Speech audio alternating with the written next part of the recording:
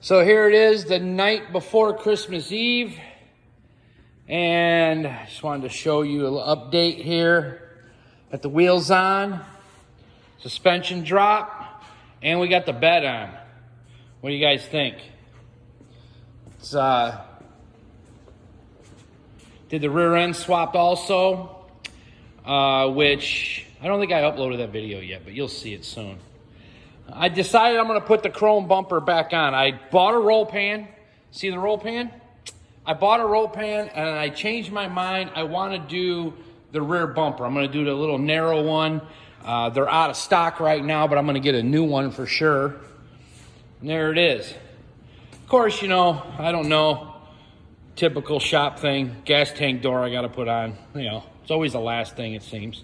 But as far as the outside of the truck goes, here it is. Am I happy with it? Honestly, you know, guys, I'm going to tell you from experience. Listen, I got some regret on the bodywork. I wish I would have spent a little more time. And I'm nitpicking my own work. It's not perfect. It's got some whipples in it. And the wet sand and buff job's not 100%. By no means.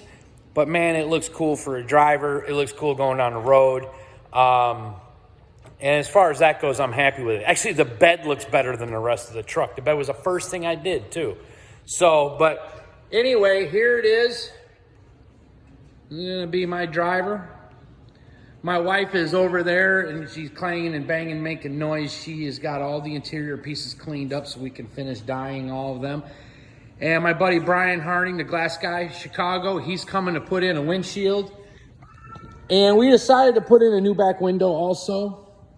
And all new rubber weather stripping. And also, I'll show you guys here. I went as far, I really want, you know, to keep the look. I even got the chrome insert that goes around the locking strip for the windshield. I think it'll just look nice, kind of help set off. I really like black and chrome. So there it is, guys.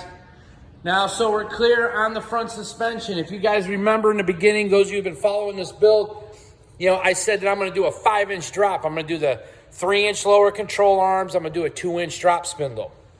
So what I ended up doing is the springs that are on this truck when I bought it, somebody already cut a coil out of these springs. The truck was already a little low in the front.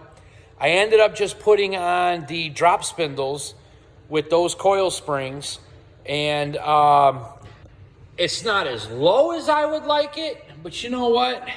For a driver, it's pretty close up in here, and I ain't got to worry about, you know, cutting and modifying wheel wells that I really just, you know, I don't care to do. I'm going to be honest with you. So, but I'm waiting on, because now that I'm not using the new lower control arms that I bought, I'm waiting on ball joints so I can put on new ball joints. I'm waiting on my upper control arms, tubulars that should be up here, or here hopefully after Christmas. And all new steering, all new everything. And also what I like about not using the lower control arms with the big drop pocket is after I started measuring, because I like suspension. That's like my thing. I love doing it. When I started measuring and figuring it out, you know, here, these are brand new. I'm not going to use them. What I started noticing is if I use those versus, let's say I use those without the drop spindle to get my, 3-inch drop, roughly they are, the band lower control arms. It really changes some geometry in the front suspension and in the front steering arms. And, you know, it kind of looks like it's going to start getting some, you know, bump steer. I don't know if you guys have that problem. Anybody has done lower control arms, but I'm like, you know what? With these coil springs that I got and with a drop spindle, man, my geometry is a lot better. I did have to make some modifications for the steering links in order to get them to work right, because you got to buy the longer steering links, sleeves. They make a short one and one that's like 9.5 inches long. They make one that's like 8 inches. If you're going to use these drop spindles, you got to use the 9.5. Now, I ended up finding out that the spindles here that I got them on eBay.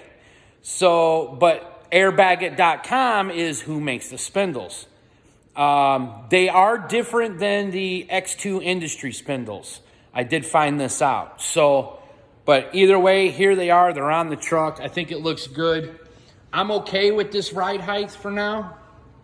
I might lower it, but maybe next year. I might leave it. I don't know. I might cut out and make new wheel tubs up front, because I can go down another 2 inches in the back at least, and I can go, you know, at least another 2 in the front, but I'm going to let it go. But anyway, guys, there it is. Going to get going on the interior next, and going to get going on finishing the bed liner. So if you're going to see here the bed liner, I don't like the plastic bed liners that hang over the side and then they just rub and vibrate and they look like crap and they warp.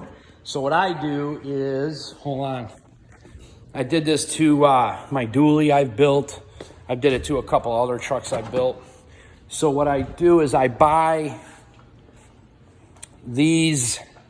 I like the plastic. I don't like the stainless steel.